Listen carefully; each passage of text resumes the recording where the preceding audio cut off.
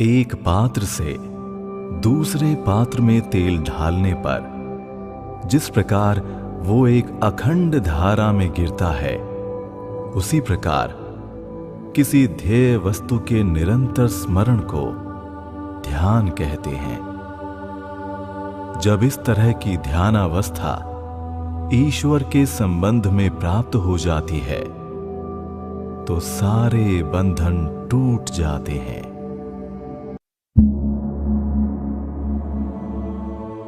ध्यान की शक्ति हमें सब कुछ प्राप्त करा देती है। यदि तुम प्रकृति के ऊपर अधिकार चाहते हो तो तुम ध्यान द्वारा उसे प्राप्त कर सकते हो। ध्यान शक्ति द्वारा ही आज तमाम वैज्ञानिक तथ्यों की खोज की जाती है।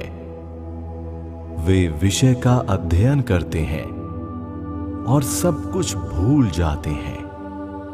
स्वयं अपनी सुध और प्रत्येक वस्तु को भूल जाते हैं और तब वो महान तथ्य प्रकाश की तरह कौंधता हुआ आता है।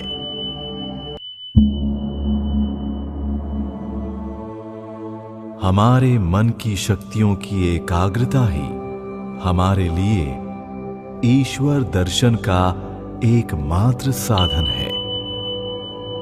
यदि तुम एक आत्मा को, अपनी आत्मा को जान सको तो तुम भूत, भविष्यत, वर्तमान सभी आत्माओं को जान सकोगे।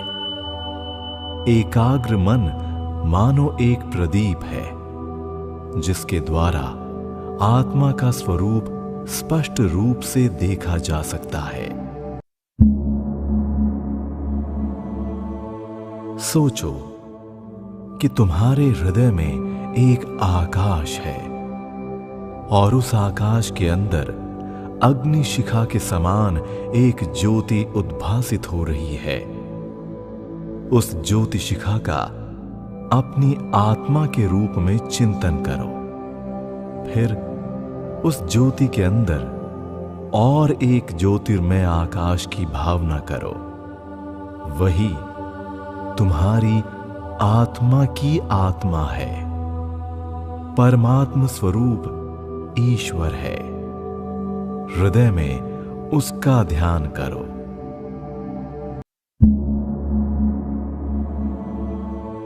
बोलने में शक्ति का ह्रास मत करो। शांत होकर ध्यान करो। बहिर्जगत की गतिविधि से अपने को विचलित न होने दो।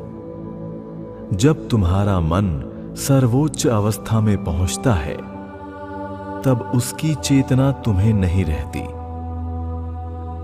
शांत रहकर संचय करो और आध्यात्मिकता के डायनेमो बन जाओ। किसी विषय पर मन को एकाग्र करने का ही नाम ध्यान है। किसी एक विषय पर भी मन की एकाग्रता हो जाने से वो एकाग्रता जिस विषय पर चाहो उस पर लगा सकते हो। आध्यात्मिक जीवन का सबसे बड़ा सहायक ध्यान है। ध्यान के द्वारा हम अपनी भौतिक भावनाओं से अपने आप को स्वतंत्र कर लेते हैं और अपने ईश्वरीय स्वरूप का अनुभव करने लगते हैं।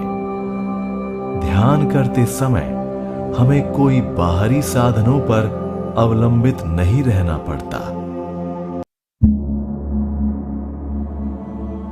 ध्यान ही इन बड़ी तरंगों की उत्पत्ति को रोकने का एक महान उपाय है।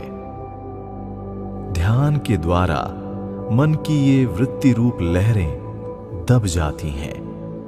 यदि तुम दिन पर दिन, मास पर मास, वर्ष पर वर्ष इस ध्यान का अभ्यास करो, जब तक वो तुम्हारे स्वभाव में न भिद जाए, जब तक तुम्हारी इच्छा न करने पर भी वो ध्यान आप से आप आने लगे, तो क्रोध, घृणा आदि वृत्तियां संयत हो जाएंगी।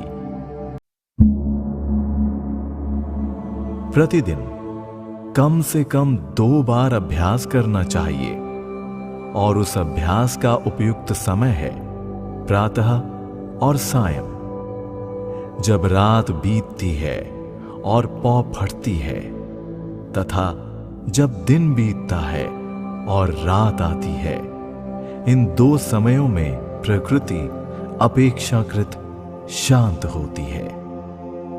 ब्रह्म मुहूर्त और गोधूली, ये 2 समय मन की स्थिरता के लिए अनुकूल हैं। इन दोनों समयों में शरीर बहुत कुछ शांत रहता है। इस समय साधना करने से प्रकृति हमारी काफी सहायता करेगी। इसलिए इन्हीं 2 समयों में साधना करनी आवश्यक है।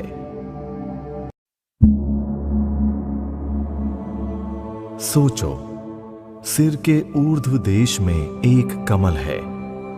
धर्म उसका मूल देश है, ज्ञान उसकी नाल है।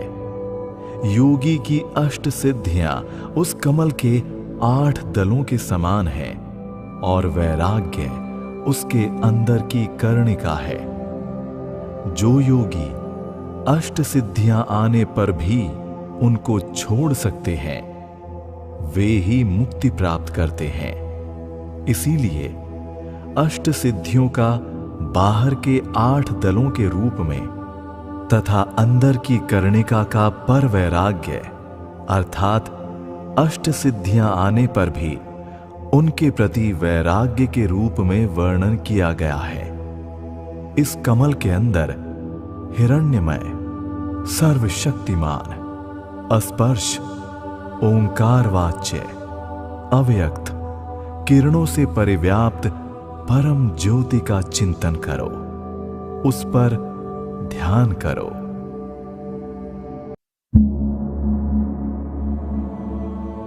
मेरा विचार है कि किसी सामान्य बाहरी विषय का भी आश्रय लेकर ध्यान करने का अभ्यास करने से मन की एकाग्रता होती है। जिसमें जिसका मन लगता है, उसी के ध्यान का अभ्यास करने से मन शीघ्र एकाग्र हो जाता है। इसीलिए हमारे देश में इतने देवी देवताओं की मूर्तियों के पूजने की व्यवस्था है। मन को वृत्तिहीन करना ही उद्देश्य है, किंतु ये किसी विषय में तन्मय हुए बिना असंभव है।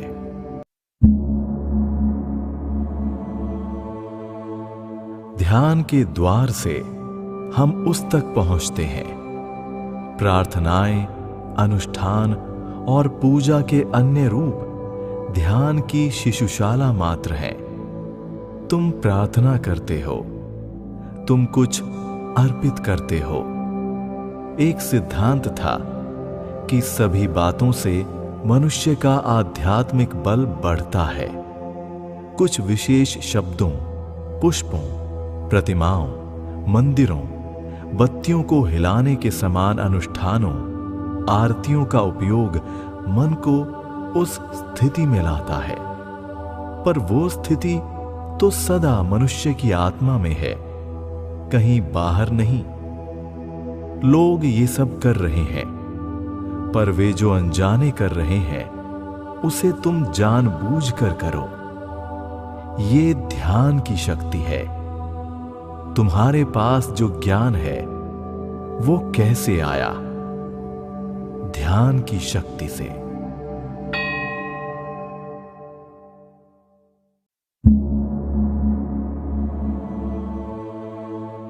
ध्यान के द्वार से हम उस तक पहुंचते हैं। प्रार्थनाएं, अनुष्ठान और पूजा के अन्य रूप ध्यान की शिशुशाला मात्र हैं। तुम प्रार्थना करते हो, तुम कुछ अर्पित करते हो। एक सिद्धांत था कि सभी बातों से मनुष्य का आध्यात्मिक बल बढ़ता है। कुछ विशेष शब्दों, पुष्पों, प्रतिमाओं, मंदिरों, बत्तियों को हिलाने के समान अनुष्ठानों, आरतियों का उपयोग मन को उस स्थिति में लाता है, पर वो स्थिति तो सदा मनुष्य की आत्मा में है, कहीं बाहर नहीं। लोग ये सब कर रहे हैं, पर वे जो अनजाने कर रहे हैं उसे तुम जानबूझकर करो। ये